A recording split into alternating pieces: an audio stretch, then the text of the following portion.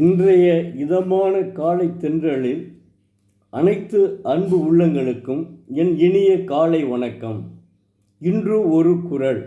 அதிகாரம் 27 தவம்.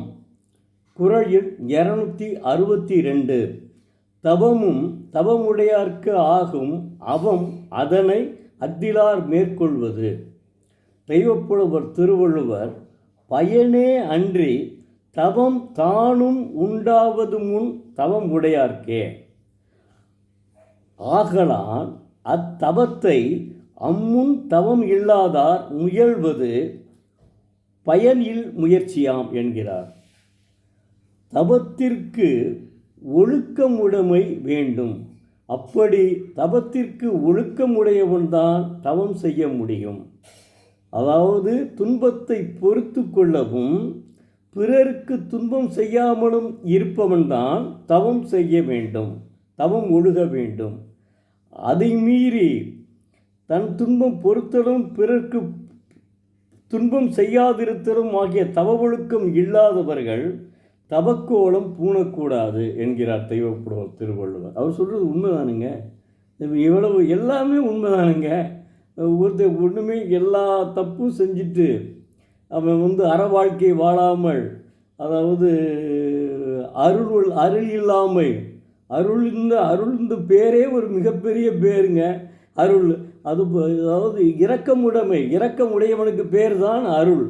அவன் உண்மையிலேயே இரக்கம் உள்ளாதவனாக இருந்தால் கூட அருள் என்ற பெயரை உடையவன் இரக்கம் உடையவனாக நிச்சயமாக மாற வேண்டும். காரணம், தன்னுடைய அப்பனோ தன்னுடைய தாத்தாவோ வச்சு விட்டாங்க அந்த பேரை. அப்படி அருள் உடையவன்தான், எனது இரக்கம் உடையவன்தான் அந்த இதை தவத்தை மேற்கொள்ள முடியும். இல்லைன்னா தவம் மேற்கொள்ள முடியாதுங்க. அதனால் சிந்திச்சு பாருங்கள், எவ்வளோ அற்புதமாக சொல்லியிருக்காரு. மாணவ செல்வங்களே, தயவு செய்து தினமும் ஒரு திருக்குறள் படியுங்கள். உங்கள் வாழ்க்கையை அப்படியே மாற்றிக்கொள்ளுங்கள். தங்களுடைய வாழ்க்கையை காலையில் எழுந்தவுடன் படிப்பு, பின்பு கனிவு கொடுக்கும் நல்ல பாட்டு என்று பாரதியார் சொன்னானே, அந்த அளவுக்கு நீங்கள் படியுங்கள், மாலையில் விளையாடுங்கள். இப்படி உங்களுடைய திருக்குறளை ஒரு அரை மணி நேரம் அலைபேசியை ஒதுக்கிவிட்டு நீங்கள் திருக்குறளை படித்தால் நிச்சயம் உங்கள் வாழ்வு பொற்காலமாக மாறும். பேரறிஞர் அண்ணா காலம் பொற்காலம். அவர் WMA படித்தவர், அதை புரிஞ்சுக்கிறீங்க. ஏன்னா உங்களுக்காக தெரியாத மாணவ செல்வங்களே, கல்லூரி மாணவர்கள் கூட தெரியாது. பேரறிஞர் அண்ணா பச்சையப்பன் கல்லூரி மிகப்பெரிய கல்லூரி.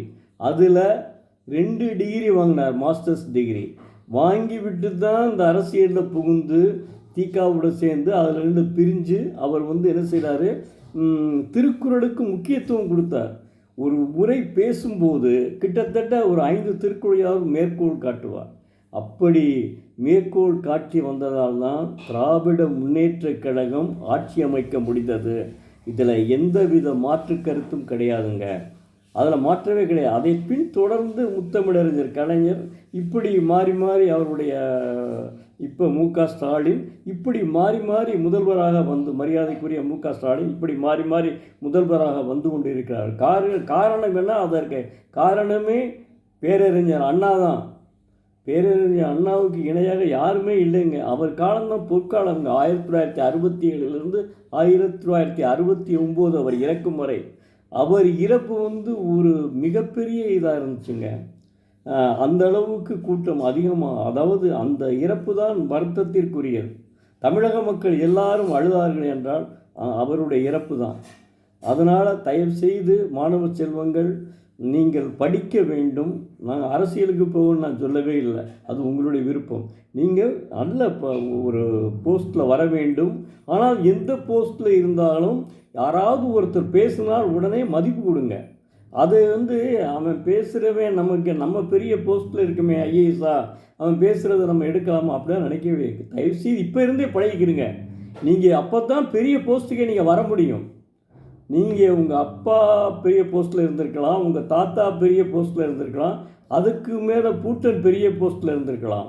ஆனால் நீங்கள் நல்லவராக இருக்க வேண்டுமானால், நீங்கள் நல்லவராக வாழ வேண்டுமானால் இப்போ இருந்தே நீங்கள் திருக்குறளை படித்து வந்தால் நிச்சயமாக நீங்கள் வாழ்க்கையில் முன்னேற முடியும்.